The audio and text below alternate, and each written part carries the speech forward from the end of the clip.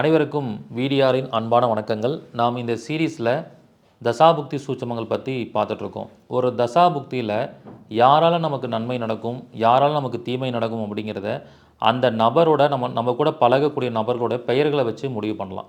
So for example, உங்களுக்கு ஒரு கிரகம் கெட்டு போயிருக்கு, அந்த கிரகத்தோட தசாபுக்தி நடக்குதுன்னா அந்த கிரகத்தோட எனர்ஜி கொண்ட பெயர் கொண்ட நபர்கள் தான் உங்கள் வாழ்க்கைக்குள்ளே வந்து உங்களுக்கு மிகப்பெரிய ஆப்பு வைப்பாங்க அல்லது மிகப்பெரிய ஏமாற்றத்தை கொடுப்பாங்க.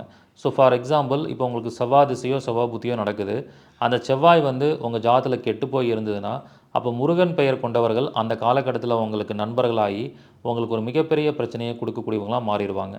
ஸோ இப்படி ஒவ்வொரு கிரகங்களுக்கும் பெயர்கள் இருக்குது. அந்த கிரகம் நல்லா இருந்தால் அந்த பெயர் கொண்டவர்களும் நன்மையை நடக்கும். ஃபார் எக்ஸாம்பிள், இப்போ உங்களுக்கு புதன் புத்தி நடக்குது, புதன் உங்கள் ஜாதத்தில் உச்சம் பெற்று ஆட்சி பெற்று புஷ்கரத்தில் ரொம்ப வலிமையாக இருக்குன்னா, புதன்னா பெருமாளுடைய பெயர்கள், இப்போ நாராயணன் எடுத்துக்கலாம், அதுக்கப்புறம் பாலாஜின்னு எடுத்துக்கலாம். இந்த மாதிரி புதன் சம்மந்தப்பட்ட பெயர் கொண்டவர்கள் உங்கள் வாழ்க்கைக்குள்ளே வந்து உங்கள் வாழ்க்கை உயர்வதற்கு மிக முக்கியமான காரணமானவர்களாக இருப்பாங்க. ஸோ அப்போ பெயர் ரொம்ப ரொம்ப முக்கியம். எந்த பெயர் கொண்டவர்களால் நமக்கு நன்மை நடக்கும் தீமை நடக்குங்கிறத தசாபுக்தி ரீதியாக நம்ம பார்க்கணும். சில நண்பர்கள் இருப்பாங்க, அவங்க ஆரம்பத்துலேருந்து உங்களுக்கு நல்லவர்களாக இருந்திருப்பாங்க, ஆனால் அந்த தசாபுக்தி டைமில் அந்த பெயர் உங்களுக்கு கெடுதல் கொடுக்கக்கூடிய அமைப்பாக மாறி இருக்கும். அப்போ நல்லவனாக இருந்த நண்பன் உங்களுக்கு கெடுதலாக துரோகம் செய்யக்கூடியவராக மாறிடுவார்.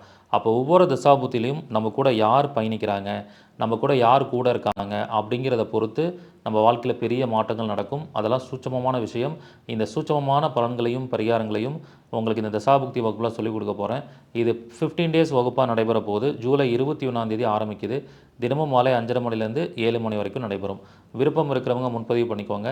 இதில் கலந்து கொள்ளக்கூடிய அத்தனை மாணவர்களுக்கும் அவங்க ஜாதகத்தை பார்த்து அவங்க தசாபுத்தி படி எப்படி பலன் நடக்கும், அதுக்கு என்ன பரிகாரம் எடுக்கணும் அப்படிங்கிறத சொல்ல போகிறேன்.